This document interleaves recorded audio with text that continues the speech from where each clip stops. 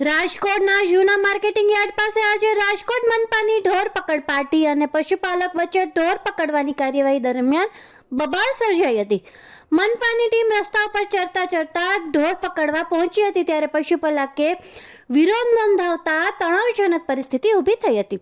બાદમાં ચાલી રહેલી બબાલ દરમિયાન પશુપાલક પોતાના ઢોર લઈ સ્થળ પરથી ચાલ્યા ગયા હતા।